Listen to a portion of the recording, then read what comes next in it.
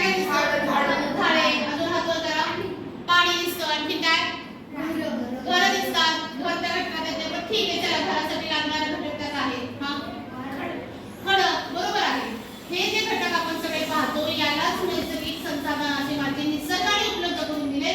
पण मानवाने प्रक्रिया करून स्वतःचं जीवन सुसह्य बनवण्यासाठी, आरामदायी बनवण्यासाठी, त्याला लागणाऱ्या गोष्टींसाठी त्या घटकांचा जितका तो वापर करतो आणि त्याचं जीवन आनंदी बनवतो आणि ती आपली नैसर्गिक संसाधने आहेत. पण फरक त्यामध्ये एवढा आहे की काही नैसर्गिक संसाधने ही संपत चालली आहेत, संपुष्टात येत चालली आहेत आणि काही नैसर्गिक संसाधने जसं की हवा आपण स्पष्टीकरण केलं न संपणारा आहे. पहिला हवा घटक कळला सगळ्यांना. दुसरा आपला घटक आहे दुसरा कोणता घटक आहे? आता माझ्याकडे काय इथे बघा, काय माझ्याकडे माती आहे. याच्यामध्ये तुम्ही सगळ्यांनी मातीमध्ये खेळलेला आहात, माती तुम्ही सगळ्यांनी पाहिलेली आहे. सगळ्या घटकांमध्ये मातीचा उपयोग होतो. मला कोण सांगेल माती कुठे कशासाठी माती वापरतात, कुठे असते माती? सांग. मातीचा उपयोग काय? वनस्पती वाढवतात. आणखी काय?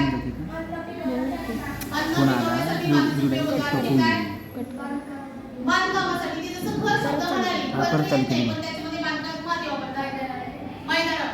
थोडक्यात काय, हजारो वर्ष खडकांचा ऊन, वारा, पाऊस एकमेकांचा त्याच्यावर परिणाम होत असतो. उन्हाचा, पावसाचा वगैरे विदार होत असतो. छोटे छोटे तुकडे होत असतात आणि हजारो वर्षानंतर मातीचा एक छोटासा थर तयार व्हायला मदत होते. पण ही माती मात्र माणसाला इतकी उपयुक्त आहे की तुम्हाला चित्रांमध्ये तिकडे कोपऱ्यामध्ये आपल्याला दिसेल जमीन आहे, इथं आहे, किंवा या चित्रांपेक्षा आपल्या पुस्तकात सुद्धा सुंदर त्यांनी मातीची आपल्याला उपयोग दिले. ती शेती करू शकतो आपण. तुमचं 46 पाळ आहे, त्याचं 1-2 मीटर निरीक्षण करा. केले सगळ्यांनी? निरीक्षण केले?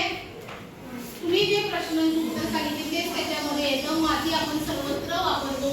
मुख्य म्हणजे मानवाचं जीवन आपण जे जगतोय, ते अन्न जे आपण खातोय, ते अन्न जे उगवलं जातं ते जमिनीवर उगवलं जातं. म्हणून माणसाच्या जीवनामध्ये मृदा म्हणजेच माती. मृदा म्हणजे समानार्थी शब्द माती.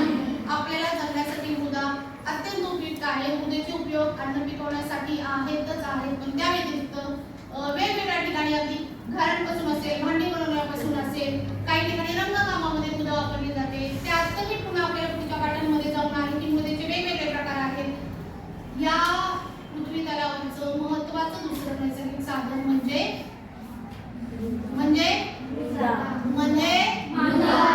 माती. हवा तर आहे, पण माती जसं म्हटलं हवा कायम आपल्याला मिळणार आहे, तसं माती मिळणार आहे का कायम? का असं तुम्हाला वाटतं?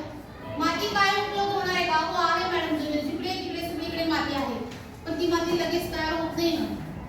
ती माती तयार होण्यासाठी ते डोंगराचे, ते खडकांचे कण भुगा होण्यासाठी, बारीक त्याचे सूक्ष्म कण होण्यासाठी हजारो वर्षांचा कालावधी जातो.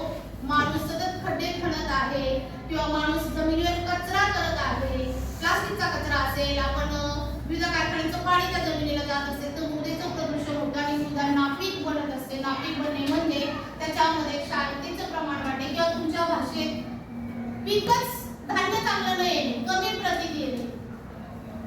त्यासाठी मृदा हा घटक माणसासाठी खूप महत्त्वाचा आहे आणि मृदा हा आपल्या नैसर्गिक संसाधनामधला दुसरा महत्त्वाचा घटक आहे. आपण नैसर्गिक संसाधन हा पाठ शिकतोय. पहिला घटक हवा. हवा सर्वत्र उपलब्ध आहे. माती सर्वत्र आहे आणि मातीचा उपयोग कशासाठी केला जातो? शेती काम, धान्य पिकवण्यासाठी महत्त्वाचा घटक. आले लक्षात? मग पहिलं हवा समजलं, मृदा समजलं. ओके, इथपर्यंत आले सगळे? आता माझ्याकडे काय आहे? बाटली आहे. पण बाटलीमध्ये काय आहे? पाणी आहे. पाणी समानार्थी शब्द माहिती कोणाला पाण्याचा? आणि अजून काय म्हणतात पाण्याला? जीवन. पाणी हे काय आहे? जीवन आहे.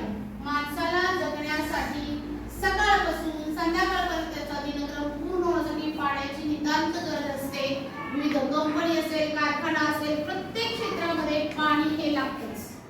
आणि पिण्याचं पाणी म्हणजे त्याला गोड पाणी म्हटलं जातं. जे मिळवण्याचा एकमेव स्रोत म्हणजे पाऊस. पावसाद्वारे पाऊस पडतो, नदी नाले विहिरी त्याच्यामध्ये पाणी साठलं जातं ते पाणी पितो आपण. कोणतं पाणी पिऊ शकत नाही मुलांनो? कोण सांगेल? खारं पाणी म्हणजे कोणतं? खारं पाणी म्हणजे समुद्राचं पाणी आपण पिऊ शकतो नाही. म्हणजेच आपण गोडं पाणी पिऊ शकतो. आणि गोडं पाणी मिळण्याचा एकमेव स्रोत म्हणजे आता सांगितलं मी एकमेव स्रोत म्हणजे पर्जन्य. पर्जन्य म्हणजेच पाऊस. पाऊस पडतोय जमिनीवर डोंगरावरून खाली ओढ्या नाल्यानंतर मिळते पण ते जमिनीच्या पोटामध्ये जमिनीच्या गर्भामध्ये त्याचं ते पाणी त्या ठिकाणी जेव्हा संचयन केलं जातं आणि मग हळूहळू त्या तुमच्या विहिरींना किंवा काही ठिकाणी मोठमोठे खड्डे खणले जातात आणि मग जेव्हा खड्डे खणत ओल लागते जमिनीला म्हणजेच ते तुमचं जे झिरपलेलं पाणी असतं ते तुम्हाला परत उपलब्ध होतं पिण्याच्या स्वरूपामध्ये. आणि हे जे पाणी असतं त्याला आपण गोड पाणी म्हणतो. म्हणजे आपल्या पृथ्वीवरचा किंवा आपल्या नैसर्गिक संसाधनांमधला तिसरा महत्त्वाचा घटक म्हणजे पाणी. तिसरा महत्त्वाचा घटक म्हणजे पाणी. पाण्याशिवाय माणूस जगू शकत नाही. तुम्हाला पाणी पिण्यासाठी तर महत्त्वाचं आहेच पण त्याचबरोबर सगळे घटक एकमेकांमध्ये मुलांना एकमेकांवर अवलंबून आहेत. पाणी शेतीसाठी लागतं. त्यानंतर शेतीची जी पिकं आली त्यांचं चांगलं त्यांना वातावरण मिळण्यासाठी हवा सुद्धा तितकीच घटकाची हवा हा घटक तितकाच महत्त्वाचा आहे. पर्जन्य आहे. पुढे आणखीन आपले घटक आहेत दोन तीन जे आपल्याला शिकवायचे की झाडं आपल्याला कशी महत्त्वाची आहेत. पाणी पाहिजे पिण्याचं तर पाऊस पाहिजे. पाऊस पाहिजे तर आपल्याला काय पाहिजे जास्त? काय वाढवली पाहिजे जास्त?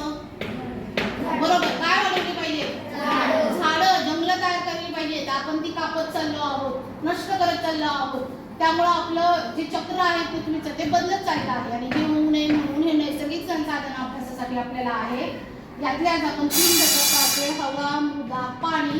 हे अत्यंत आपले महत्त्वाचे जीवनाशी एकदम जवळचे असलेले घटक की ज्याने मानवाने ज्यांचा वापर केला आहे तो छान वापर केला आणि त्याचं जीवन आनंदी सुसह्य आरामदायी बनवण्याकडे कल आहे. हवा या घटकाचा वापर आपली आणखी एक महत्त्वाची गोष्ट असते की आपण जगतोय कपडे वाळवणं वगैरे सर्वात महत्त्वाचा हवेचा आणखीन एक घटक आहे. कोण सांगितलं त्या हवेचा उपयोग केला जातो ऊर्जेसाठी? काय म्हणतात त्याला? कोणती ऊर्जा? कोणती ऊर्जा? सूर्य. पवन ऊर्जेसाठी सुद्धा हवेचा महत्त्वाचा उपयोग होतो. पवनचक्क्या पाहिल्यात का? मग त्या ठिकाणी जिथे जास्त प्रमाणात हवा उपलब्ध असते त्या ठिकाणी पवनचक्क्या उभारल्या जातात आणि त्याचा उपयोग सुद्धा मानवाने स्वतःच्याच फायद्यासाठी केलाय की नाही?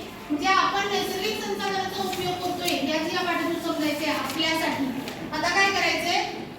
सुरुवातीला वहीमध्ये व्याख्या लिहून घ्यायची. त्यानंतर हवा